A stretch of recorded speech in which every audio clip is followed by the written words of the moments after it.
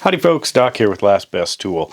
Today let's take a look at these wide mouth adjustable wrenches, aka the crescent wrenches, although there's not a single crescent on the table here. I have been a big fan of these Snap-on ones, not only the exceptional quality, but just the size of the jaw in a small wrench. If you take an internal measurement of these things, you're dealing with something that's an inch, and this one's like 5/16, almost 3/8. An inch and a 3/8 wrench, something this size. Now if you grab say this great big, it goes up to 32 here, you can see that this thing's even bigger than this 32. In a wrench this size, which also means you probably shouldn't be cranking on this or throwing a pipe over the end of it. But for so many different things, the size is more important than the overall ability to provide leverage, such as any plastic fittings with plumbing, softer fittings if you're trying to work with brass bolts, loose bolts, even just ones that are going to be hand tightened. I doubt I could easily break this wrench with my hand. I think it would take some other additional leverage. And this is the smallest of the ones that they make. Honestly, I wish they would make a tiny one. This is a Blue Point here, but I wish they would make a smaller version, something down this size that maybe went up to an inch or so. And the reason that I think we could easily safely use that is because we have other small tools like these pliers here, these Knipex, that actually have the jaw capacity.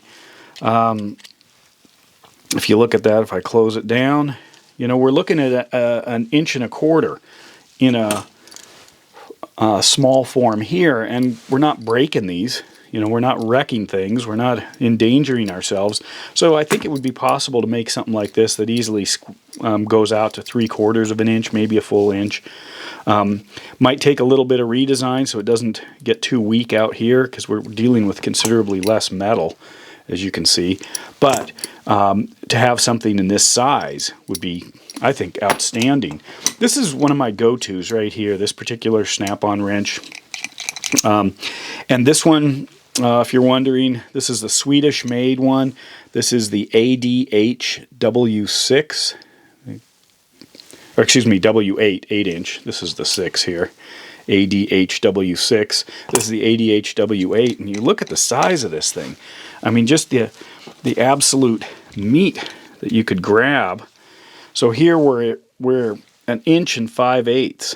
That's huge, but it's not the biggest. It turns out, here's a channel lock. These Code Blues. This is the 8WCB 8-inch.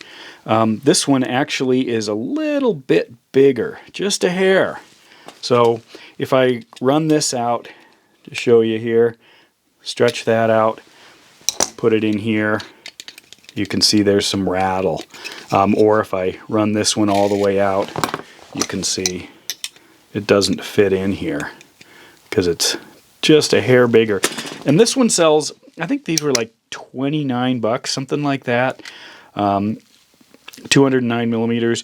I have not had any trouble with these. I actually use these in my vehicles when I built out specialty tool kits for them, rather than splurging on a whole bunch of the Snap-ons, although I think the bright colors are important.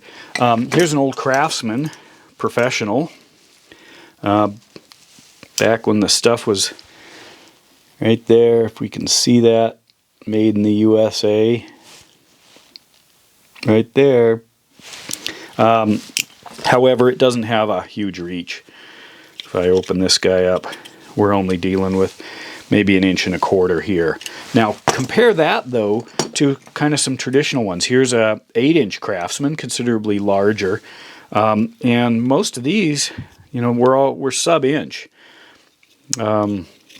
Actually, this is just a hair over an inch at 8-inch, or this size. Here's an old Snap-on. I think that date code is 1994. Look at that. That's under an inch. You can read my micrometer here, or my caliper, excuse me, not a micrometer, a caliper. Anyway, so that's a little smaller, and then if I went to a 6-inch here, I'm just a hair over 3/4, which is a massive difference, you know, compared to something like this, you know, or even the larger Snap-on, the current one. In fact, you can almost get the whole thing in its mouth. But I love these things, absolutely love them. Obviously, when you get up to the bigger size, I don't know if they've got the new wide mouth in this. I haven't looked. I probably should have. But this was the biggest one of these adjustable wrenches at the time. This is the FA. You can see that FADH12 or 12A. So that's a 12-inch wrench, and if I take the jaw measurement here, I'm dealing with about 1 5/8, I believe. Is that what it says under the little thing? No, 1 3/16.